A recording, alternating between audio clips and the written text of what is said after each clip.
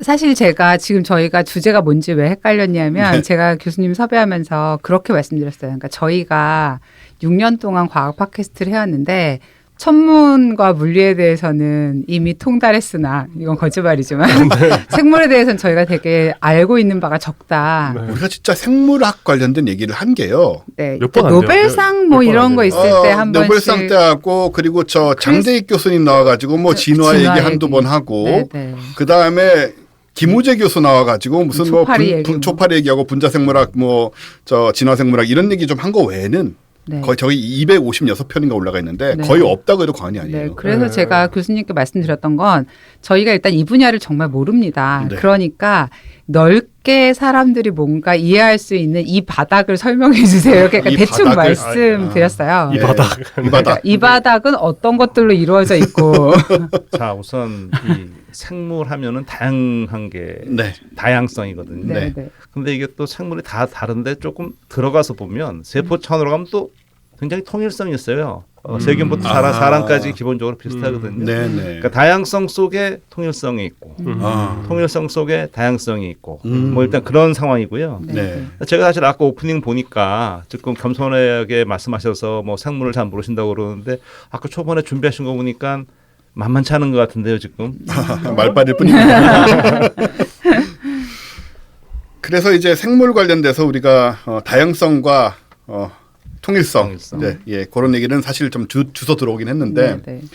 교수님은 시스템 생물학과 교수님이잖아요. 네, 네. 일단 어떤 것이 주된 연구 종목인가요? 제 연구 말씀하시니까 예, 예. 시스템 생물학을 질문하신 거죠. 시스템 같지 않으신가요? 네, 우선 시스템 생물학이라는 것은 이제 생물학이 네. 다른 과학에 비해서 상대적으로 최신의 학문으로 분과 학문으로 발전했어요. 네. 왜냐하면 물리나 천문학은 그렇죠. 이미 옛날부터였지만 그렇죠. 근대 생물학의 기원은 이제 다윈 맨델 이후부터 보면 네네. 1859년 종의 기원이잖아요. 그러네. 네. 19세기 19세기 중반 이후가 되거든요. 네. 그렇구나. 그리고 DNA 구조 규명이 된 1953년이잖아요. 그렇죠. 분자 생물학 시작되는 거거든요. 네네. 그리고 나서 이제 급격하게 발전이 왔거든요. 그래서 엄청나게 빠른 속도로 발전해서 세포 안으로 핵 안으로 DNA 연기 사이를 다 보고 다 뒤져봤어요. 네. 뭐라 했느냐? 우리가 모르는 게 너무 많다.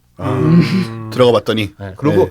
하나 띄어서는 이해를 못하겠다. 전체를 봐야겠다. 그래서 이제 전체를 보는 건데 차이는 있습니다. 이렇게 생각하시면 돼요.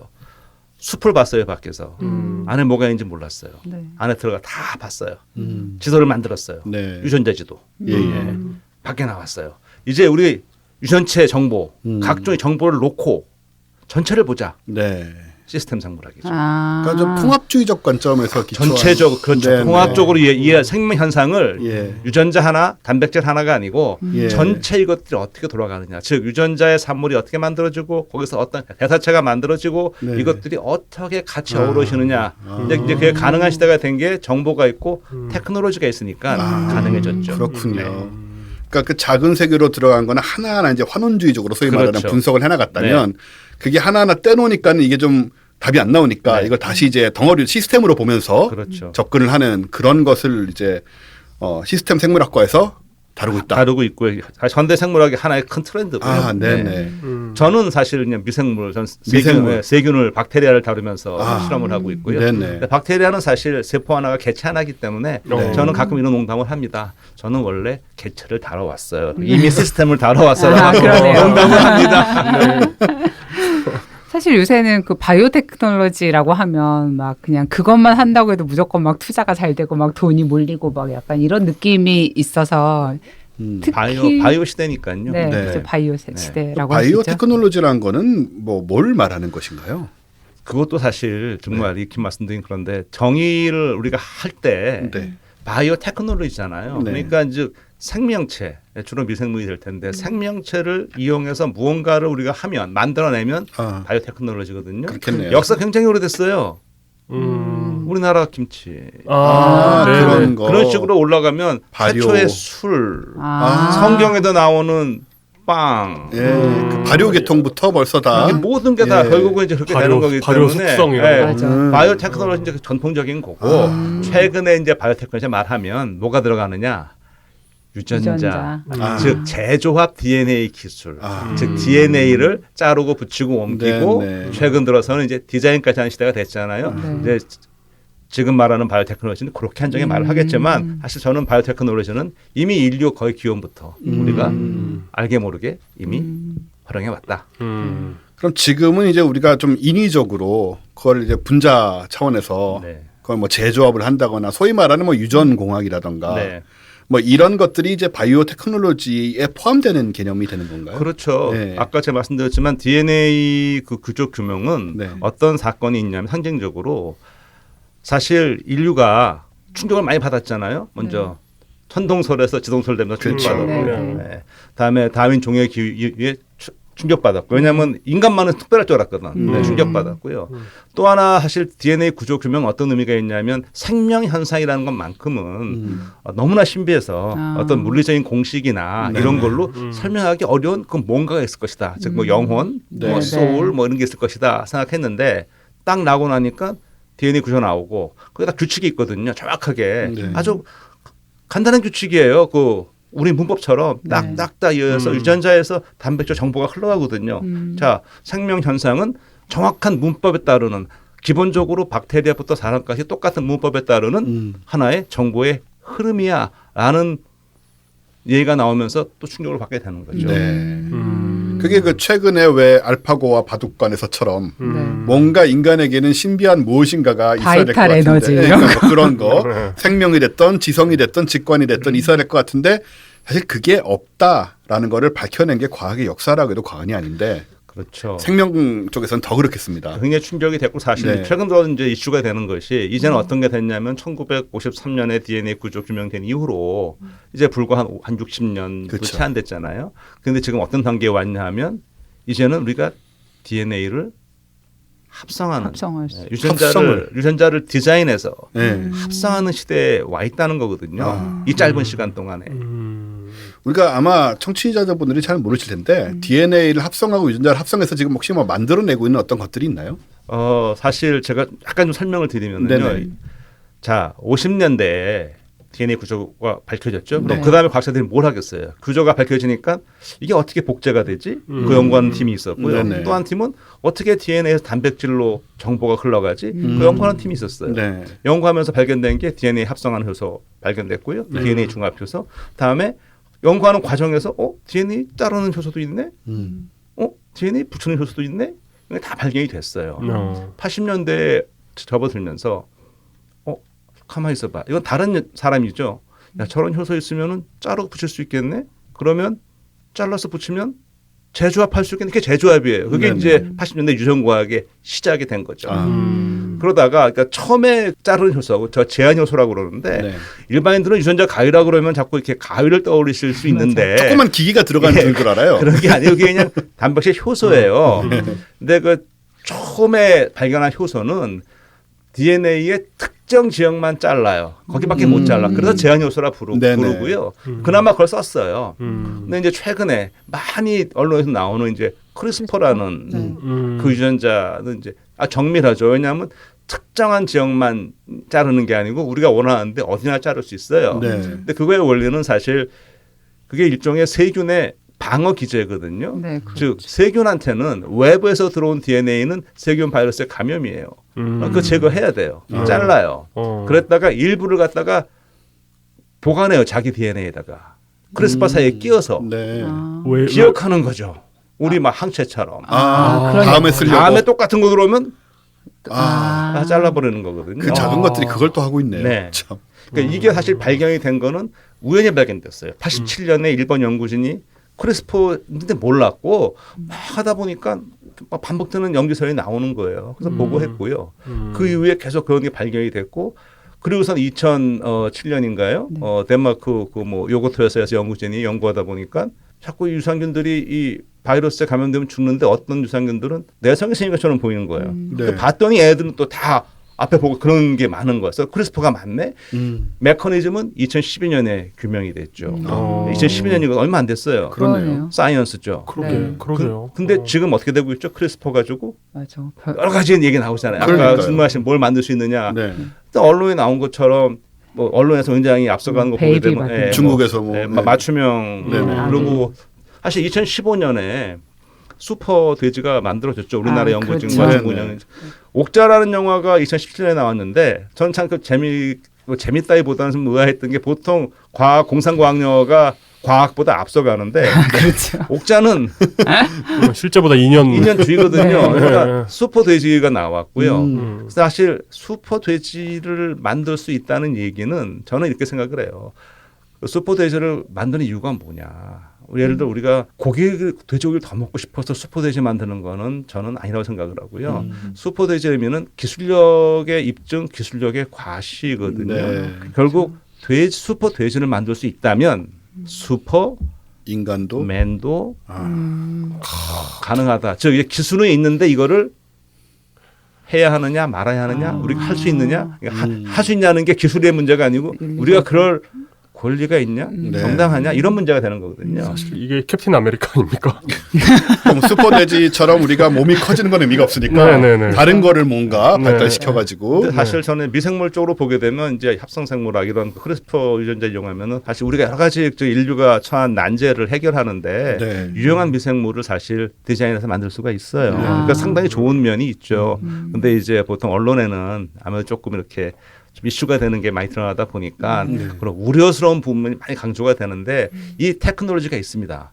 그래서 보시는 것처럼 과학이 응용이 되고 있어요. 네. 예. 저는 이 대목에 떠오르는 게 제가 존경하는 프랑스의 미생물학자 루이 파스트가 이런 말을 했습니다.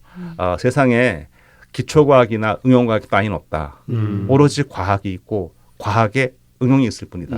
저는 지금 보시는 것처럼 과학이 있었어요. 호기심에 의해서 이게 뭐지 밝혀냈어요. 네. 밝혀냈더니 다른 연구자들이 이거가 있으면 이걸 응용할 수 있겠네. 기술이 탄생했죠. 기술이 엄청 발전했어요. 네. 이제 그 기술이 경지에 올랐는데 과연 이걸로 우리가 뭘 어떻게 할 것이냐. 네. 이거는 이제 과학자만의 결정할 수 있는 그런 문제는 아닌 것 같아요. 그렇죠. 사실 사회적인 합의도 필요하고 근데 사실 이런 문제에 있어서 좀 되게 중요한 요인이 돈이잖아요. 돈. 그러니까 그게 사실은 되게 많은 문제를 좀 만드는 것 같기도 한데, 그러니까 이걸 해서 얼마나 돈을 벌 수 있을까의 관점으로 기업들이 이제 접근을 하면 기술에 대해서 네. 특히 생물학 같은 경우에는 좀 그런 게, 그러니까 예를 들어 아까 어떤 뭐 과학자들이 원리를 규명을 하면 그걸 또 굉장히 빨리 뭐 제약회사라든지 뭐 약간 이런 생명공학 회사에서 기술을 가지고 가서 수익을 극대화하는 방향으로 연구를 계속 이어가니까 좀 이렇게 아슬아슬한 느낌 같은 건 좀 있긴 한 것 같아요. 천문학과는 달리. 그렇죠. 천문학은 돈 벌 게 없으니까. 그러니까 다크메터로 뭘 어떻게 하려면 너무 멀고 먼 길이니까. 막 이런. 특히나 우리나라 같은 경우는 이제 바이오 기술은 상당히 우리가 바이오에 대한 그 수준이 세계적으로도 우리가 거의 격차가 없이 하고 있기 때문에 하고 있기 때문에 향후 뭐 우리나라 늘 얘기하는 것처럼 우리가 뭐 자원이 많은 것도 아니고 기술력인데 바이오야말로 기술력의 싸움이거든요. 기술력으로 가는 건데 그 다음에 따라와야 될 게 그 기술력이 있는데 이거를 어떻게 적용할 수 있냐는 이제 요즘에 뭐 법적인 문제라든지 윤리적인 문제 이게 따라와야 되는데 네. 저는 그래서 왜 바이오 시대냐고 누가 저한테 물어보면 이래서 바이오 시대다. 왜 바이오가 이제 우리 생활에 모든 거에 들어와 있는데 단순히 이거는 생물학자만의 문제가 아니고 모든 사람의 문제가 됐다. 네. 그래서 바이오 시대다. 우리는 아무래도 이제 이런 얘기를 듣다 보면 역시 들어온 게 그래서 그런지 몰라도요. 아까 슈퍼맨 얘기도 하셨는데 이 기술들이 우리가 알고 있는 뭐 생명체, 예를 들어서 뭐 먹거리가 되는 생명체, 뭐 고기든 뭐 아니면 옥수수든 뭐 GMO도 이 분야 중에 하나니까요. 뭐 GMO에 대해서는 한때 굉장히 많은 비판이 있었지만은 요즘은 또 GMO에 대해서는 이렇게 과학적으로 뭐 잘못된 것이 그렇게 많이 드러나진 않는 걸로 이렇게 많이 이미지가 바뀌어 있는데 그런 식으로 변화시키는 거 그리고 나아가서 이제 인류 자신을 변화시키는 거 또 우리가 이제 병을 낫게 만드는 거 심지어는 무병장수하는 거 이런 데까지 계속 관심이 갈 수밖에 없거든요. 실제로 연구하는 이 필드에서 이런 쪽에 교수님 같은 경우에는 어느 정도의 관심과 무게를 두고 계세요? 그러니까 사실 아까 저는 일단 전공이 미생물이어서 네네. 휴먼 바이올로지 얘기를 하면 네. 제가 혹시 방송을 들으시는 분 중에 제가 너무 오버한다고 그러실 수 있는데 양해를 구하고요. 제 의견을 말씀드리면 아까 무병장수 얘기가 나왔고 하는데 사실 지금 우리가 최근 우리 수명을 보게 되면 굉장히 예전에 비해서 우리 윗세대에 비해서 엄청나게 지금 그렇죠. 수명이 오래 늘어났잖아요. 예. 저는 이렇게 생각을 해요. 지금 이 기술로 수명을 연장하는 게 중요한 거냐, 건강한 수명을 하게 맞아. 해주느냐. 네. 그래서 일단 저는 수명 연장보다는 건강한 수명, 그러니까 건강하게 살 수 있는 문제가 네네. 중요하다고 보고요. 요즘 그 새로 나온 욕 중에 그런 거 있잖아요. 유병장수해라. 너무 나쁘다. 네. 그러면은 본인에 대한 어떤 괴로움뿐만 아니라 자손들까지 다 너무 괴로워. 최악이죠. 사회에도 심지어는 네. 부담을 주는. 저희 왜 예전에 그 벌거숭이 두더지인가 그 얘기 네. 한번 한 적 있었는데 그게 이제 말하자면 죽기 직전까지 거의 노화의 마커가 없다가 그렇죠. 네. 훅 이게 죽는 떨어진다는 거죠. 얘기가 있더라고요. 그 비슷한 기사로 제가 최근에 그 강아지 나이에 대한 기사를 봤거든요. 그 기사 꽤 많이 우리나라에서도 기사가 됐던 것 같은데 우리는 왜 예전에 그 개들을 무조건 사람 나이에다가 7살 그렇죠. 7배를 그렇게- 곱했었죠. 네, 그렇게 개 나이에 하더라고요. 개 나이에 네. 사람 나이. 네, 개 나이에 개 사람- 7을 곱해서 7을 곱하면 이제 얘가 실제로 사람 나이로 몇 살 정도 된다 이렇게 했는데 그게 아니라 그 기사는 그러니까 이 노화가 집중이 되는 시기가 딱 정해져 있다는 거죠. 그래서 이제 그거에 따라서 그 그러니까 사람도 사실 약간 그런 면이 있는데, 그러니까 그렇게 예전처럼 7을 곱하면 안 되고 이거를 이제 로그 써서 이렇게 계산해야 된다는 로그. 그런 기사가 나왔어요. 무섭다. 네네. 로그는 생물이 아닌데. 생물은 로그 안 해도 되나요? 네. 여러분 좋은 소식입니다. 자, 근데 그게 생각해 보면요, 그렇게 구체적으로 몰랐어도 조금만 생각해 보면 당연한 거였잖아요. 개는 1살만 넘으면 어른이 돼요. 그렇죠. 2살만 되면 애를 완전히 낳으니까. 어른이에요. 그러면은 거기다 7을 곱하면은 인간 나이에 맞아 떨어지고 이렇게 되지 않는다는 걸 우리 이미 알고 있었던 맞아요, 거예요. 맞아요. 맞아요. 그럼에도 불구하고 우리는 어떤 과학적인 그렇게 명백한 어떤 정보가 제공되지 않은 나머지 그냥 우리 편한 대로 아무렇게나 생각하고 있었던 거예요, 지금까지. 그렇죠. 그죠? 그냥 그렇게 써온 거죠. 뭐. 그냥 습관대로 써온 건데 이번에 이제 명확하게 연구를 통해서 밝혀지니까 이제 그걸 이제 받아들이게 되는 거고. 그래서 그런 어떻게 것 같아요. 한대요? 그래서요. 제가 지금 그렇게까지 자세히 보지는 않았거든요. 그래서 어떻게 해야 되냐면 계산하는 식이 나왔더라고요. 네. 그러니까 뭘 기준으로 계산한대요? 그러니까 잠깐만요. 제가 로그? 로그. 제가 잠깐 보니까 네네네. DNA 메틸레이션 정도로 하는 거네요. 네네네. 그렇습니다. 네.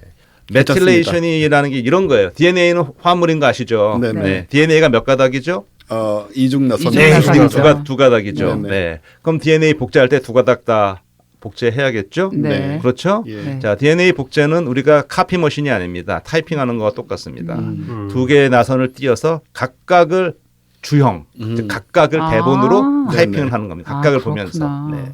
자, 그러면은요. 새로 DNA가 복제가 되고 되면 어떻게 될까요? 옛날 거 하나, 새 거 하나가 하나. 되겠죠. 네. 네. 네. 이렇게 이걸 그래서 우리가 반보존적 복제라고 그래요. 네. 자, 그런데 타이핑이라고 말씀드렸어요. 제 아무리 유능한 타이피스트도 오타가 있을까요, 없을까요? 있죠. 있죠. 있죠. 있겠죠. 예, DNA 복제에서도 물론 중간에 다 해도 수정하지만 복제할 때 실수가 나옵니다. 오타가. 그걸 우리가 뭐라 부르느냐? 돌연이 변한다고 그게 돌연변입니다. 네. 피할 수 없어요. 근데 DNA 복제 요소가 DNA를 복제할 때 오타를 자기가 바로 잡아요. 근데 딱 띄어놨어요. 다 복제가 끝났어. 근데 오타가 발견됐는데 어떤 게 처음 건지 어떻게 알아? 떨어졌는데. 무엇이 원본이냐? 무엇이 원본인지. 아. 근데 알 수 있어요. 오래된 거는 메틸레이션이 더 많이 돼 있어요. 메틸레이션? 예. 메틸레이션이 뭐냐면은 메칠기. 메탈화가 메칠, 그러니까 CH3 화학 용어로 예. 그거 아시죠? 메탄가스. 예. 메탄가스가 그런 게 붙는다 보시면 돼요. 이게 붙어. 그러니까 오래된 거와 새로 된 거는 구분이 돼요. 예, 그렇게 되거든요. 마치 녹이 쓰는 것처럼. 그렇죠. 뭔가가. 좋은 표현이네. 녹이 쓰는 것처럼. 그러니까 예를 들어 원래 있던 그 DNA 정보는 그대로 있고 그렇죠. 그 다음에 이제 말하는 살면서 붙는 삶의 흔적이죠. 네, 녹이 네, 낀다. 네, 녹이 끼는 거죠. 녹이라니까 좀 살아있는 건데 녹이라는 삶의 흔적. 네, 네. 뭐 삶의 깊이가 깊어가는데 그게 많이 될수록 이제 오래된다고 보는 거니까. 네. 그럼 메틸레이션 정도로 해서 보면은 좀 더 정량적 객관적으로 비교가 가능할 것 같네요. 네. 자세히는 안 그러니까 맞지만. 네, 맞죠. 이런 걸로 그 오프닝 때 말씀하셨던 그런 뭐 이게 뭐 어디서 왔고 뭐 이런 거 내 조상이 어디서 왔고 이런 거 계산할 수 있는 거겠네요. 그게 사실 분자시계라고 그래가지고요. 네. 그렇게 하는 거예요. 유전자가 얼만큼 변하느냐 그 시간을 계산할 수가 있어요. 아까 제가 생물로 로그 쓰긴 써요. 네. 로그 정도는 그게 분자시계라고 그러는데 네. 저희가 이게 공동 조상을 상정을 하니까 거기서 쭉 변해 왔는데 시간이 지날수록 변화가 클 거 아니에요. 네. 그럼 이제 계산을 해볼 수가 있는 거예요. 그걸 했을 때 언제 어떻게 갈렸고 뭐 어떻게 되고 따져보는 거죠.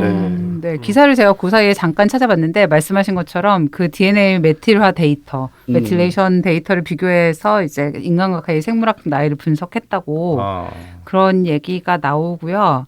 일단은 나이의 요것만 말씀드릴게요. 개의 인간 나이, 그러니까 개의 나이를 인간 나이로 환산하는 공식은 네.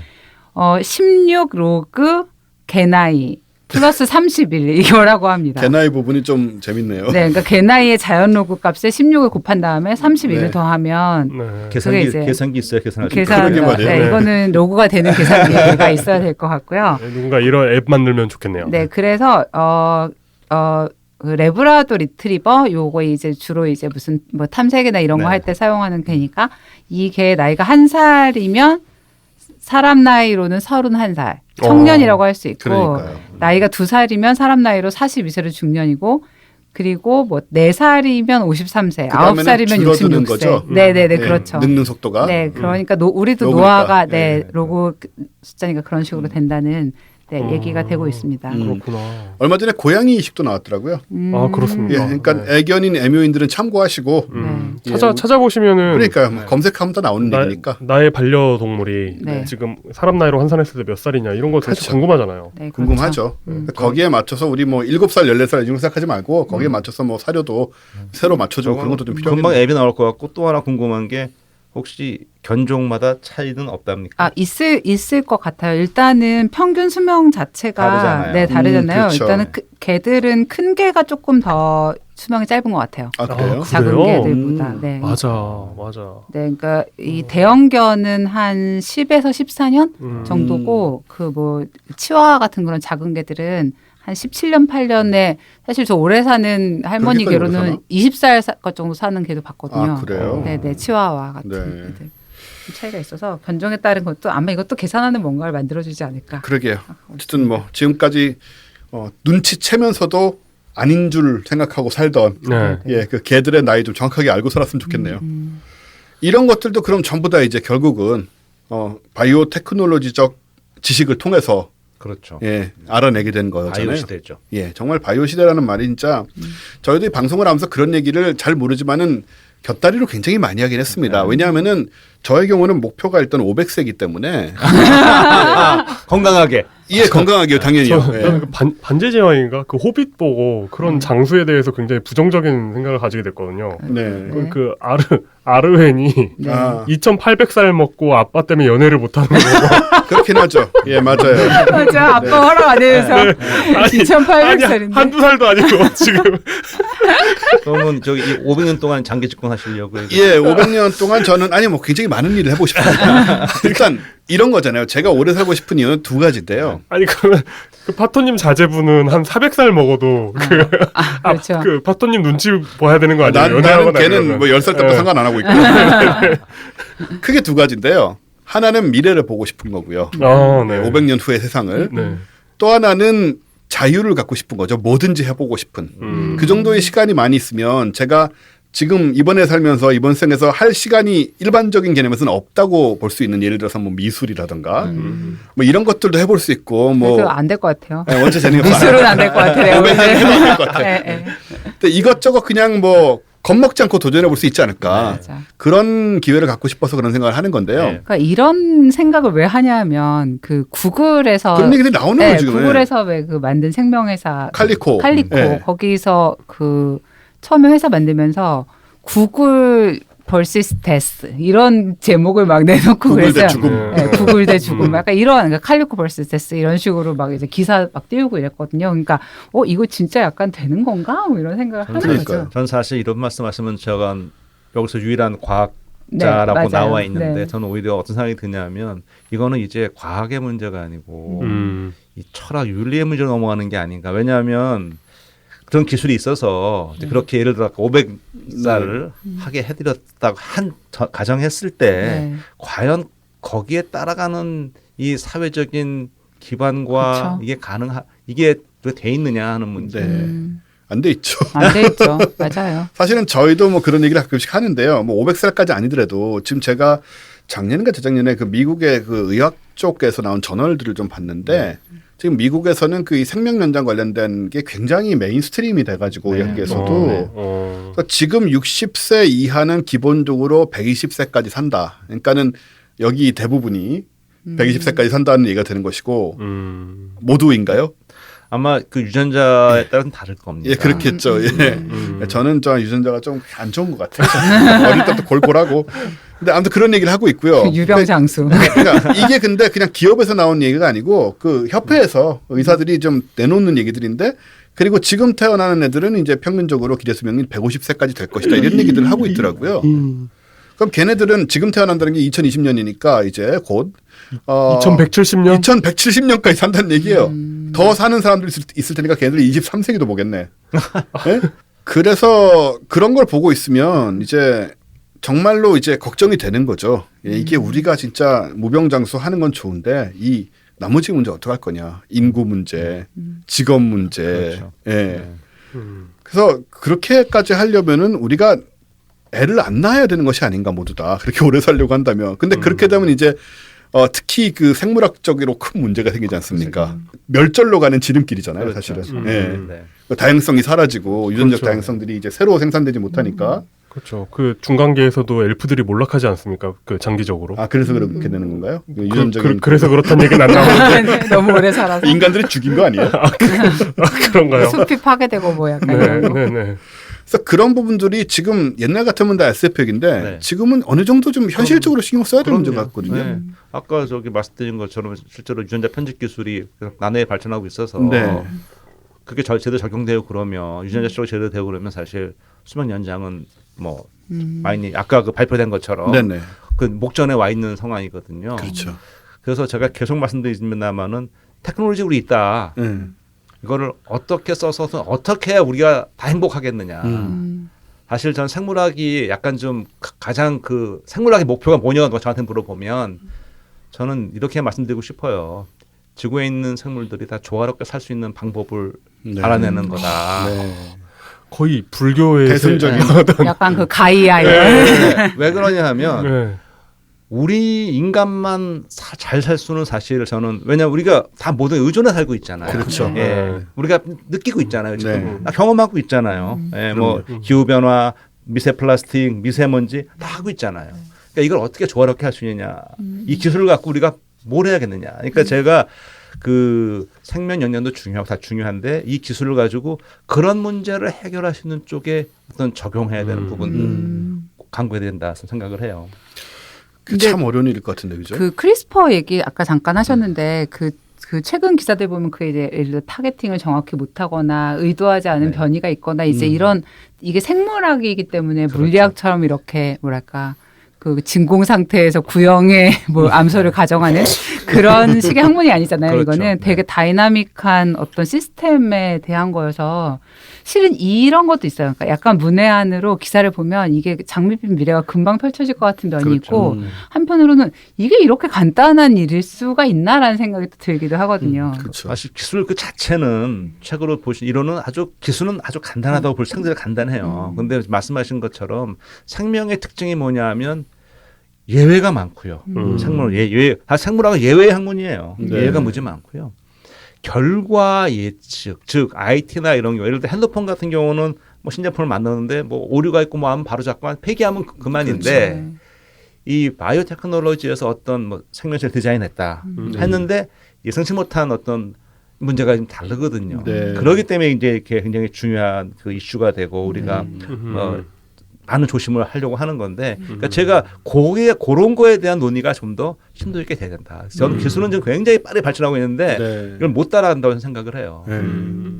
그럼 기술 발전에 대해서 약간 더 여쭤보면 네. 왜냐하면 저희는 다 이제 언론으로만 봤기 때문에 이게 뭐 얼마나 맞는 얘기인지 아닌지도 잘 모르겠고요. 예를 들어서 우리가 되게 지난번에 인상 깊게 봤던 것 중에 하나가 뭐 주의 경우에는 노화를 멈추고 네. 노화를 뭐 역전시키는 이런 식의 기술도 등장을 네. 하고 있다 이런 얘기를 들었거든요. 네. 그런 건 다 사실인가요? 그러니까 그 실험실에서 예. 그러니까 논문으로 발표된 거니까 네네. 예, 실험실에서 실험한 건 다 사실인 거죠. 예. 예. 그 사실이라는 걸 이렇게 발표할 수는 없는 그렇겠죠. 것이죠. 예. 이제 실험실에 성공한 것과 아. 그리고 이제 주에서 성공한 것이 이제 인간에게 적용됐을 때 괴리감이 좀 있잖아요. 그렇죠. 예. 또 뭐 또 장벽이 있다고 못 넘는 그러니까 뭐 그런 제가 얘기 생각하기에 들었는데. 인간 생물학자들은 쥐의 복지를 위해서만 일하는 것 같아요. 쥐는 암도 막 치료해주고 그러게요. 치매도 치료해주고 장수하게 해주고 뭐. 무병장수하고 물론 그 병들은 이 사람들이 준 것이죠. 과학자들이 준 걸 치료해 주는 거지만. 네. 근데 이제 기술이란 게 있으면 결국은 이 과학 문명의 역사를 보면 네. 기술이 있으면 반드시 사용되는 그렇죠.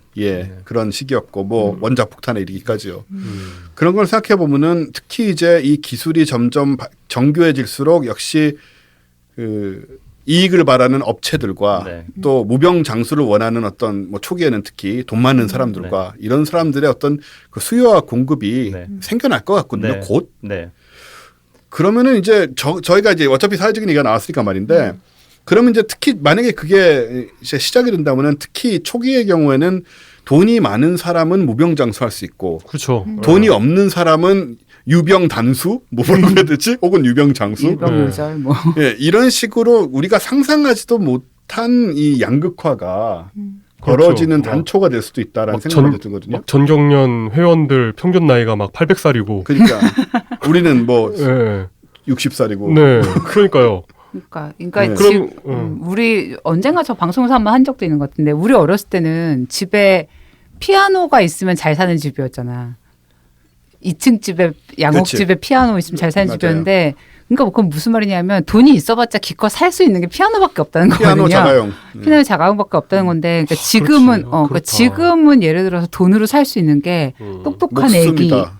네. 자기의 뭐 생명, 네. 뭐 젊음 이런 거를 살 수 있다고 그러니까 말이에요. 생각하면 제가 살았을 때 그거는 조금 영화적인 얘기인 것 같고요. 아. 네, 예. 그런가요? 아직은 아닌가요? 특히 그 예를 들어 아까 크리스퍼 얘기 나왔는데 네네. 그 기술 자체가 적용하는데 이제 이게 개발해서 상용화가 된다고 했을 때 지금 생각하시는 것처럼 상용화가 되면 그렇게 이 특정인만 접근할 만큼 그런 고가일까 즉 국가 지금 우리 의료 복지도 그렇고 네네. 의료 보험도 그렇고 이제 그런 거를 사람들한테 그러니까 이 정말로 돈 때문에 그 기술의 혜택을 못 본다는 거는 안 되잖아요. 네. 특히나 이거는 생명에 관한 건데 분명히 그 아까 제가 말씀드린 게 이런 거를 위해서라도 논의가 필요한 게 논의가 필요하다. 이런 것은 지금 우리 의료보험 되는 것처럼 네. 질병 치료하는 건데 그쵸. 그렇게 되면 사실 그 문제는 어느 정도 우리가 해결을 좀 할 수 있지 않겠는가. 그렇게 되기 전에 대책들을 수립을 하고 논의를 할 것이다. 저는 좀 미리 좀 그 대책이 필요하다고 예, 봅니다. 예, 그래야겠죠. 네, 실제로 2008년에 미국에서는 이미 유전자 차별 금지법이 통과가 돼 있어요. 네. 만들어져 있어요. 어떤 네. 법이에요? 그렇죠. 그건? 그러니까 왜 우리 뭐 인종 차별 못하고 뭐 종교 차별 못하는 법이 미국에 있잖아요. 네, 네. 이거는 유전자 정보 갖고 차별 못한다는 거예요. 유전자 정보를 본 다음에 너는 얘보다 아. 못해 차별 못하게 한 거예요. 너는 네. 뭐 무슨 뭐 목에 잘 네. 안 물리는 타입이니까 네, 우리 그렇죠. 회사에 들어오면 안 돼 뭐 이런 그러니까 식의. 이게 2008년에 사인했거든요. 아, 네, 당시 네. 대통령은 이제 부시 대통령이었었죠. 근데 재밌는 게 가타카라는 영화가 나온 게 97년이에요. 네. 10년 만에 현실이 돼버렸다는 얘기죠. 아. 그런 법이 나왔으니 물론 2008년에는 현실이 아니지만 미리 해놓은 거죠. 네. 지금은 현실이 됐어요. 미리 하는 게 굉장히 중요하죠. 가타카는 참 훌륭한 영화죠. 네. 참고로 그런 계통의 영화 중에서는 최고의 영화. 저도 그렇게 생각합니다. 네네. 영생약이 나오고 30년이 지나면 인도에 있는 제약회사에서 카피약을 만들어. 당연히 뭐 예. 그제 카피약을 뭐 단편 소설에도 그 얘기 들어 있어요. 근데 영생은 좀 시간이 걸릴 게 우리가 지금 노화의 오를 정확히 잘 모르기 때문에 네. 그건 그래 금방 오지는 않을 아, 거예요. 텔로미어를 늘리는 그런 네, 문제가 아닌가. 그걸로 안 되는 텔로미어 건가요? 늘려서 된다고 그렇게 될 거는 아니라고 봅니다. 네. 그러니까 사실 저희가 생물학에 대해서 막 이렇게 체계를 잡고 이렇게 얘기한 적이 없기 때문에 약간 그러니까 지금 나오고 있는 기술들이 되게 이제 좀 단편적으로 저희가 듣는 기술들이 있잖아요. 뭐 유전자 재조합이나 뭐 줄기세포 무슨 게놈 프로젝트가 이렇게 이런저런 것들이 있는데 요것들을 약간 그러니까 지금 바이오테크놀로지에서 이걸 다 하나하나 설명해 주실 필요는 없지만 대략 어떤 분야들이 조금 논의가 되고 발전하고 있는지 좀 알고 싶어요. 흐름을 좀. 네, 네. 기본적으로 20세기 90년대 생물학의 아이콘은 DNA예요. 네. 네. 21세기 아이콘도 DNA인데 DNA에 뭐가 더 들어가면 이제는 DNA 시퀀스, 염기서열, 아, 네. 유전체, 생물 정보학 이제 즉 이 DNA 염기서열 결정이 빨라지고 정확해지고 값이 굉장히 싸졌기 때문에 네. 모든 사람의 DNA 염기서를 이제 곧 다 우리 볼 수가 원하면 할 수 있는 게 되는 거거든요. 네. 네. 그러면 와. 내가 어떤 유전자 갖고 있는지 다 이제 알 수 있다는 와. 거죠. 근데 그거는 이제 하나의 그냥 로 데이터고 네, 네. 거기서 이제 정보를 뽑아내야 되거든요. 그게 생물 정보학이란 말이죠. 아. 왜냐하면 그냥 그거 있는 게 의미가 없고 해내야 되는데 그러게요. 대표적으로 이제 아까 얘기했던 안젤리나 졸리가 그 데이터를 보고 이제 그런 네네. 결정을 했던 거고 이제 그런 것이 이제 보편화되는 시대가 오겠죠.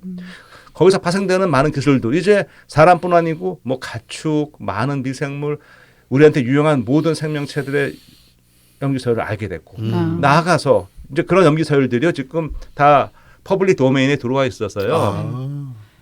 그러면은 뭐- 그거는 그냥 큰 책에다가 뭐 TCAG 막 이렇게 다 쭉 써 있는 거예요. 다운받을 수 있, 그렇죠. 아. 네, 다운받아서 우리가 정말로 내가 실험하지 않고 다운 다 받아서 비교해서 요렇게 유전자를 한번 새로 만들어 볼 수 있겠다. 오. 실제로 인터넷 가시면 바이오 브릭이라는 사이트가 있어요. 네. 뭐 ORG로 저희 비영리 단체인데 거기가 어떤 걸 표방하냐면은 모든 사람이 바이올로지를 모두에게 혜택이 갈 수 있게 하자 그래서 이런 개념이에요. 합성 생물학 아까 저기 나오는데 생명체 아까 통일성과 다양성 말씀드렸잖아요. 네네. 생명체를 구성하는 요소를 표준화하고 부품화하자. 아. 모듈화하자. 오. 대부분 이제 유전자 주인이 될 텐데 그런 사이트가 있는데 거기 가보시면 의견을 내라고 그래요. 어떤 유전자를 합성하면 좋겠냐 의견을 한번 내봐라. 네. 우리가 어떤 유전자가 필요하냐, 어떤 게 필요하겠냐. 아이디어 하다요. 자기네 심사를 해서 그걸 다 오픈한 그런 사이트도 있고요. 네. 아이잼이라는 또 사이트도 있어요. 그건 아마 MIT 대학에서 하는데 그 경연인데 학부생으로 참석하고 대학을 참석하는 건데 네. 아이디어 갖고 오라는 거야. 음. 이 기술로 뭘 할 수 아이디어 갖고 한번 와봐라. 네. 그러니까 지금 그런 시대가 됐고 아. 이 실제로 요즘에 DIY 바이오 네, 막 말씀 들어보셨죠? 네, 예, 네, 실험실이 아닌 집에 창고에서 하고 막 이런다고 하더라고요. 그러니까 이게 진짜 블레이드 러너잖아요. 그럼. 제 생각에는 앞으로 할 때는 아이디어를 갖고선 올바른 방향으로 이 실험을 할 수 있는 어떤 그 체제가 잘 갖춰져야 되는데 까딱하다가는 이 기술 자체가 그렇게 어렵지 않고 아까 유튜브 말씀하셨는데 유튜브만 봐도 네. 사실 할 수 있고 서로 지금 서로 이거 팔고 사고 해요. 제가 그 예전에 한번 이거 우리나라에 한번 사볼까 했던 것 중에 그 크리스퍼 기술을 이용해서 무슨 균 같은 거를 뜨거운 물에서도 살 수 있게 유전체를 바꾸는 실험을 할 수 있는 키트를 팔더라고요. 그걸 일반인한테 네, 한다고요? 미국에서 이제 교육용으로 판매한 선생님 와. 그거 슈퍼바이저 하에서 하라고 나오는데, 그러니까 그게 어렵지 않은 게 뭐 해서 뭐를 어떻게 섞어가지고 넣고 이거를 뭐 냉장고에 넣었다가 뭐 며칠 동안 이런 식인 거예요. 어렵지 그렇죠. 않아요. 가위로 자르는 게 아니니까. 네, 요리하는 거 비슷하게 그렇죠. 이렇게 매뉴얼대로 하면 할 수 일종의 있더라고요. 요리 강습처럼 유튜브들이 네, 많이 있고요. 음. 그래서 가장 많이 하는 게 뭐 이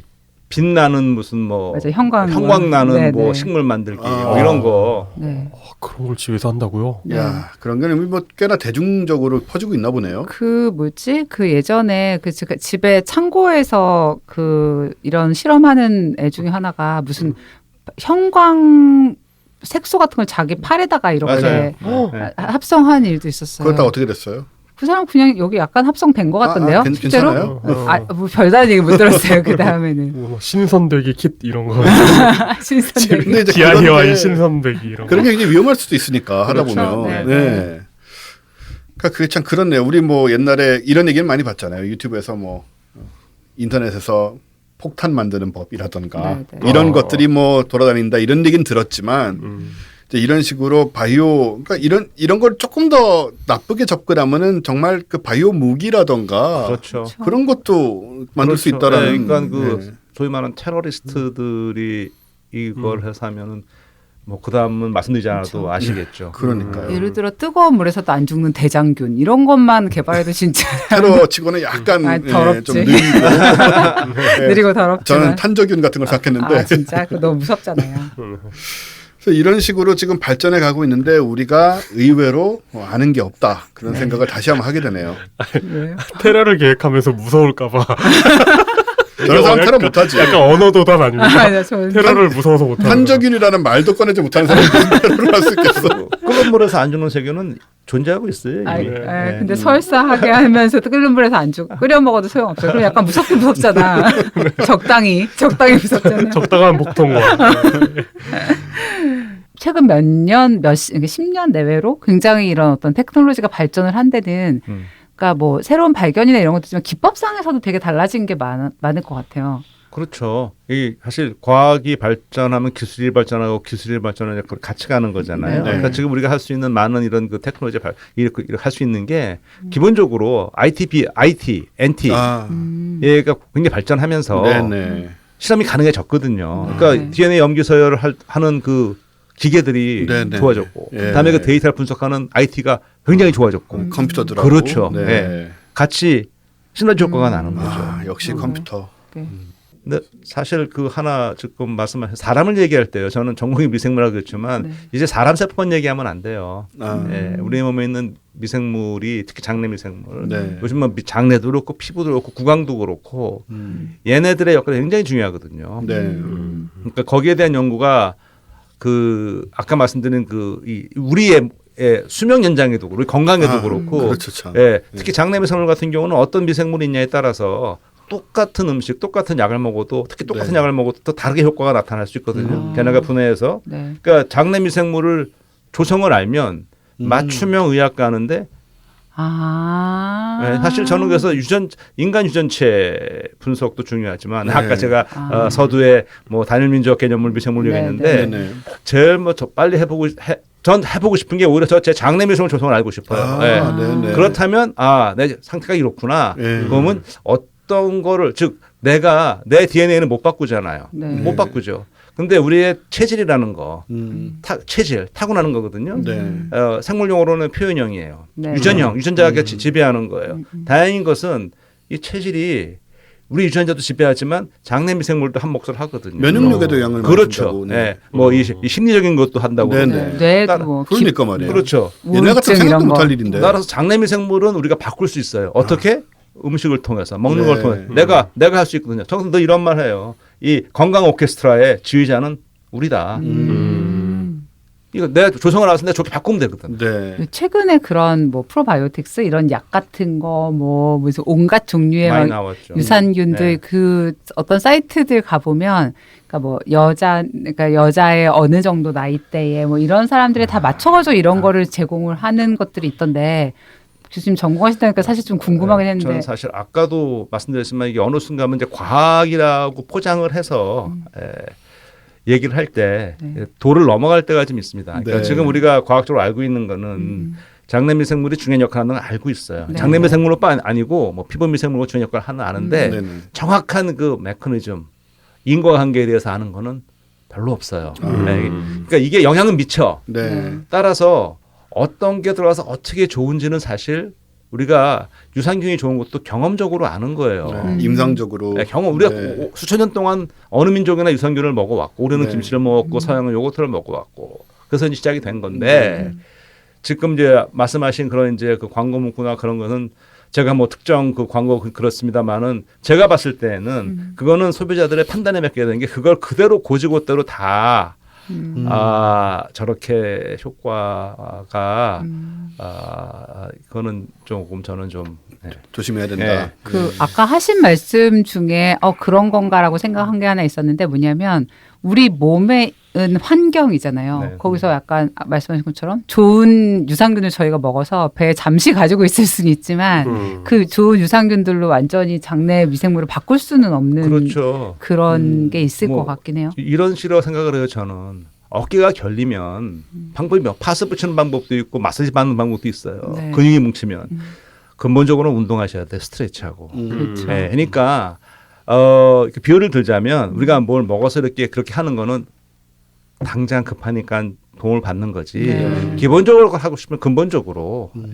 음식과 뭐 운동과 이런 걸로 해야 되는 것이지 네. 계속 어떤 거기에 의존한다는 거는 도움은 줄 수 있지만 거기에만 의존한다는 저는 조금 원래 음식과 운동으로 뭐 체질을 바꾸고 건강을 추구하고 이런 거는 저희 파토님은 되게 싫어하는 아이디어인 싫어하지 거고요. 않습니다. 생각이 좀 바뀌었어요. 아 진짜요? 예. 아 업데이트를 좀 했습니다. 어떻게 된 거죠, 진짜요? 일단은 예, 몸이 너무 안 좋아서 안 더 바꿀 이상은 수가 핑계를 댈 수가 없게 없었구나. 되었고. 그렇구나. 네. 근데 말씀하신 저 장내 미생물, 이런 게 제가 좀 질이 나쁜 것 같아요. 아무래도 또 혹해가지고 제가 금세. 면역력 문제도 있고요. 여러 가지로 뭐 만성 피로라든가 뭐 장내 미생물이 좋을 리가 없어요. 그리고 그동안 먹어온 걸 보면 맞죠. 네. 네, 많이 확실하죠. 먹진 않는데 안 좋은 걸 먹죠. 네, 콜라, 사실 과자 뭐 여기서 이런 거. 하나 예. 중요한 게 또 우리가 유해균, 유익균 이렇게 이분법적 생각하면 좀 곤란한 게요. 네. 이거는 어느 유익균, 그러니까 물이 여러 가지가 있는데 뭘 없게 하는 건 불가능해요. 없을 수는 그렇죠. 없어요. 네. 중요한 건 다 같이 있는데 걔네가 어떻게 건전하게 유지되느냐 그 관계거든요. 네네. 관계거든요. 그래서 이게 그렇죠. 어떤 우리가 원하는 거는 즉 건전한 장내 생태계, 건전한 피부 미생물 생태계, 건전한 구강 미생물 생태가 되는 그 조건을 잡아주는 것이지 네. 특정한 거 하나 두 개가 들어가서 된다 그게 아니거든요.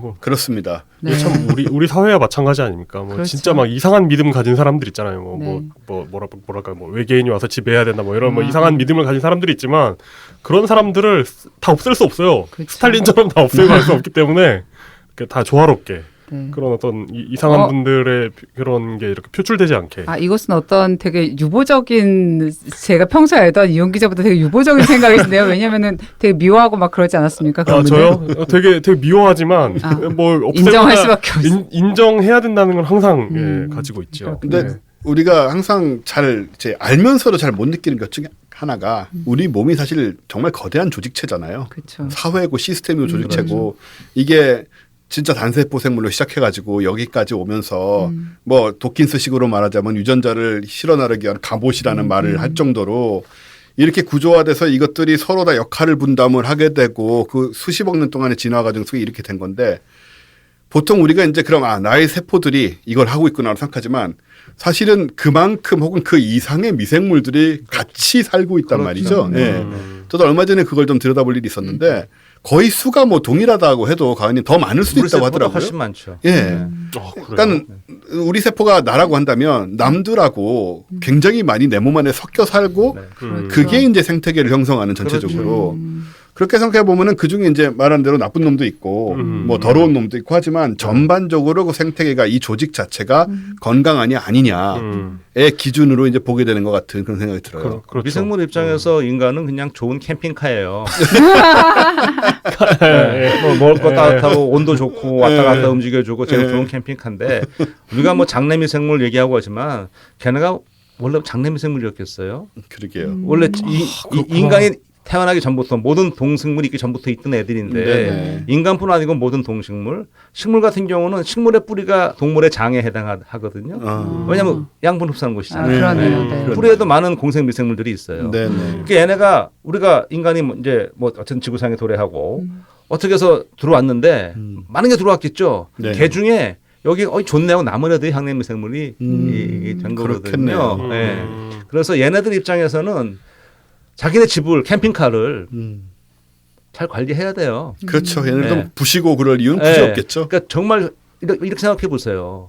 장에 그렇게 많은 미생물이 있는데 우리 면역계가 관용을 베풀잖아요. 맞아요. 살게 놔두고 있네요. 놔두잖아요. 관용하잖아요. 가끔 문제가 일으킬 때 있어요. 예를 들어 피부에서도 뼈들락지가 나고 피곤하고 그러면 평소에 별 문제가 없잖아요. 네. 이게 잘 생각해 보세요. 우리는 관용을 서로 간에 크로스 톡을 하고 있는 거죠. 그 생물학은 이런 포인트들이 있는 것 같아요. 우리 천문학 많이 하고 물리학 많이 하고 거기서 느끼는 뭐 그 거대함의 경이라던가 아니면 정말 작은 미소 세계의 그 원자 뭐 이런 양자 이런 세계의 경이감을 느꼈지만 또 이 생물의 세계는 이 살아있는 것들이 서로 조화를 이루면서 그렇다고 얘네들이 무슨 전략을 세우고 각자 의식이 있어서 뭐 이런 게 아니잖아요.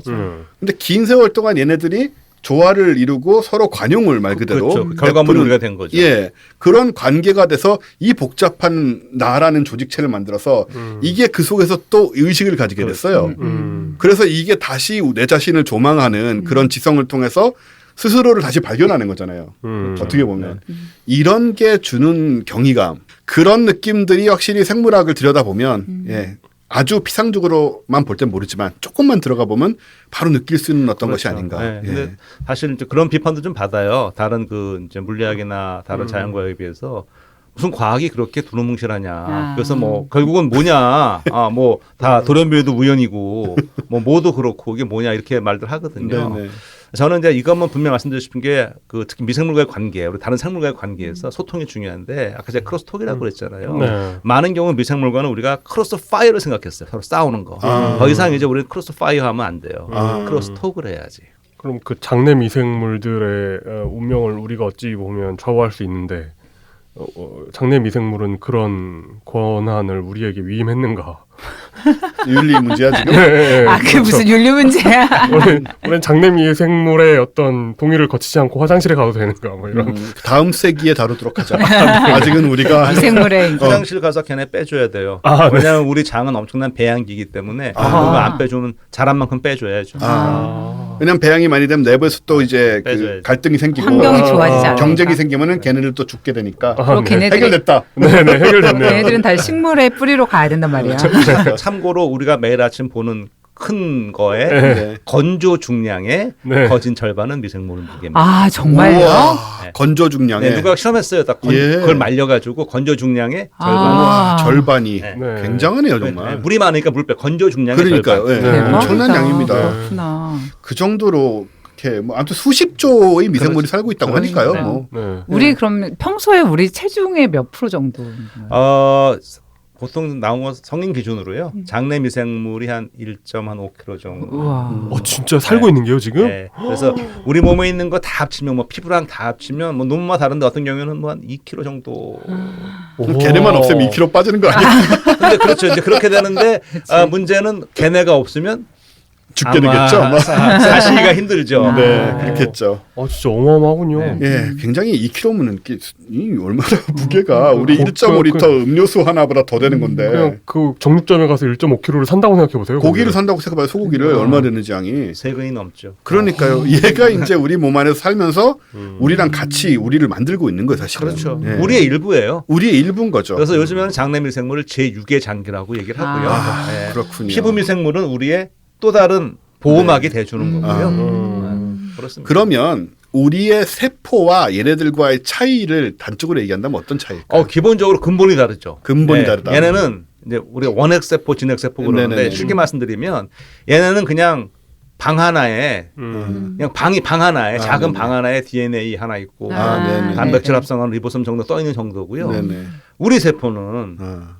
큰 건물이죠. 왜냐하면 안에 핵도 있고 미토콘드리아도 있고 그렇죠. 다 크고 네네. 크죠. 예. 크기로 따지면은 우리 사람 세포, 진핵세포가 야구장만 하다면 세균 세포는 투수 마운드만 하죠.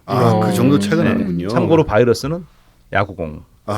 이런 것도 우리가 여기서 아니면 언제 들어보겠습니까? 그렇죠. 그 정도 속도로 보시면 돼요. 네, 네. 이런 비유가 필요한 것 같아요. 어떤 분들은 사실은 굉장히 많은 분들이 박테리아하고 바이러스도 구분을 안 하세요.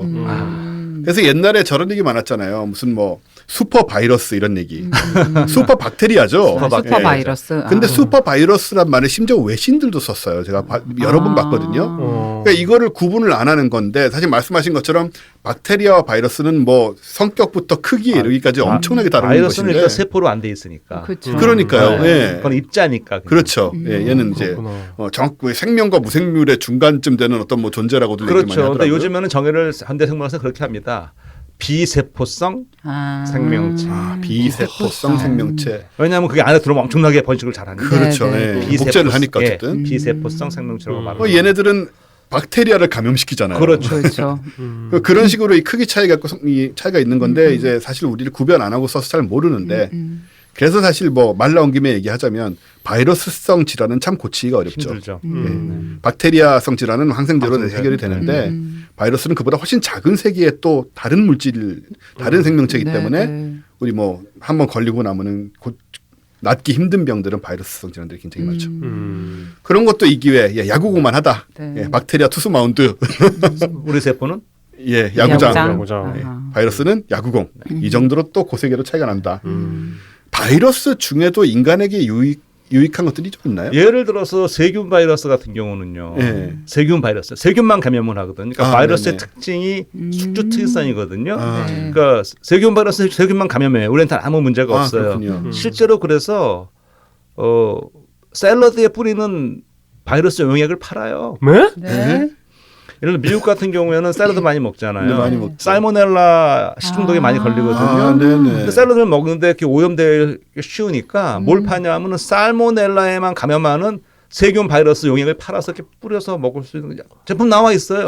무슨 저기 소스 드레싱처럼 이렇게 그렇게 뿌려서. 그러니까 이렇게 뿌리면 그러니까 샐러드 뿌린다기보다는 그 야채에다 이렇게 뿌리는 거 팔아요. 실제로 나와 있어요. 네. 와. 그렇구나. 그리고 또 하나는 슈퍼박테리아에 감염된 경우 대안으로 떠오르는 게 바로 세균 바이러스를 이용한 치료법이죠. 그걸로 죽인다. 네. 그렇겠네요, 네. 진짜. 치료. 그러니까 이게 네. 일종의 EJ인 거예요. 그렇네요. 그러니까 아까 제가 말씀드린 게 아까 우리 기술, 뭐 합성생 뭐 이런 크리스퍼든 응용할 부분이 지금 굉장히 많아요. 쓸 수 있는 게. 네네. 그러니까 알려진 거는 너무 특정 분야만 알려져 있는데 네. 우리가 보게 되면 주변에서 보게 되면 문제 해결하는데 기술이 있다는 거는 큰 힘이 되는 거죠. 그럼요. 그러게요. 이게 굉장히 생각보다 신기하네요. 흥미로운 세계입니다. 그러게요. 조금씩 알면 알수록 더욱 더 흥미로운 세계다. 네, 그 사실 저희가 이제 이 분야에 대해서 굉장히 좀 궁금한 것도 많고 알고 네. 싶은 것도 많은데 일단 오늘은 약간 오버뷰처럼 오버뷰. 전반적인 얘기를 조금 들어봤는데 그런 건 조금 궁금해요. 그러니까 저희가 이제 그러니까 물리학에서는 뭐 최종 이론, 이런 통합 이론, 대통합 그렇죠. 이론 이런 네. 게 끝판왕, 성배 이런 네. 거잖아요. 뭐 천문학에서 뭘까요? 암흑 에너지? 뭐 어쨌든 네. 이런 걸 하면 정말 좋겠다라고 생각하고 많은 분들이 도전하는 분야들이 있는데 생물학에서 현대 생물학에서 그런 분야는 어떤 건가요? 우선 조금 전에 물리학 이론 말씀하시는데 요거 먼저 말씀드릴게요. 제가 그 전에 이런 질문을 받았어요. 생물학에서 물리학의 만유인력 법칙 같은 게 있느냐. 그러니까 네. 너무 예외가 많으니까 그렇죠. 공통으로 관통하는 법칙이 네. 있느냐라고 일반 법칙이요. 예, 저한테 질문을 받아 제가 이런 답변을 드렸어요. 하나 있다. 그게 뭐냐? 그래서 진화 이론이죠. 예, 그러니까 지금 모든 생물학을 관통하는 이 이론은 네. 이 이론은 여기서 말하는 건 소진화 말씀드린 소진화, 마이크로 네. 에볼루션 이 이론이 일단 관통을 해주고 있거든요.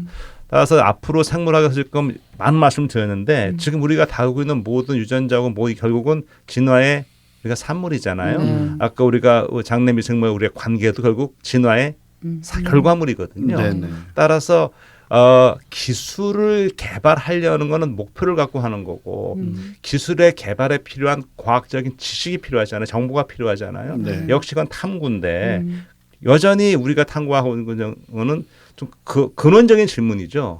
우리가 어떻게 해서 이렇게 오게 되었을까? 네. 이들과 어떤 관계가 있을까? 아까 처음에 소개했던 어떻게 해서 골수를 이식받았는데 그 남성은 정자의 DNA가 바뀌었을까? 네. 여전히 그 근원적인 질문을 탐구하는 네. 그런 과학으로 가고 있죠. 네.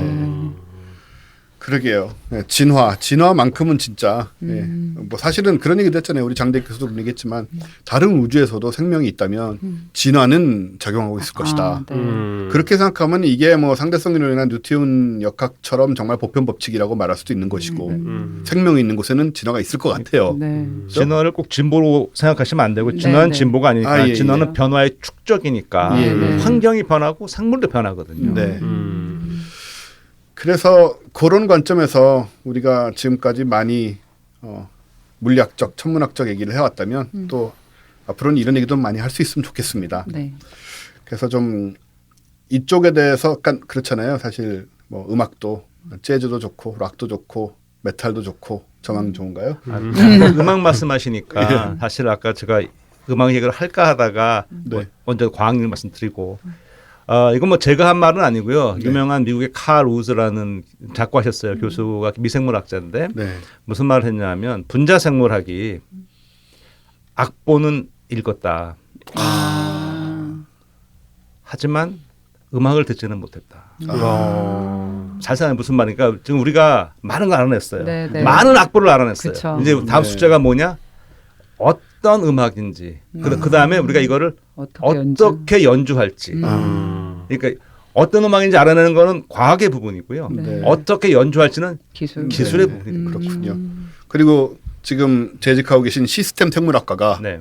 바로 그 읽어낸 악보를 가지고 네. 뭔가 음악을 연주해보고 네. 만들어 보려는 통합적으로 그렇죠. 그런 시도를 하는 곳이겠네요. 저희는 사실 시스템 생물학과는 연주보다는 계속 또 악보를 읽어내서 더 읽어내서 네, 음악을 들려주고 싶고 음악인지. 진정한 음악을 들려드리고 싶고 네. 그 음악을 갖고 어떻게 연주할지 아. 그러니까 똑같은 악보라도 이 연주 네, 달라지잖아요. 그렇죠. 예. 네. 그거는 이제 공학 쪽에 바이오텍 쪽에 뭐 이렇게 비유를 들 수 있을 것 네. 같아요. 그렇군요. 네. 오늘 참 되게 참신한 얘기 재밌네요. 많이 들었습니다. 네. 참 그동안 못 듣던 얘기들이어서 전 너무 좋은데요. 그러게요. 저희가 그렇게 많은 회를 냈음에도 네. 불구하고 또 사실 뭐 지금 한 2시간 반 정도 얘기했는데 K 박사님 생각 한 번도 안 했고요. 누구요?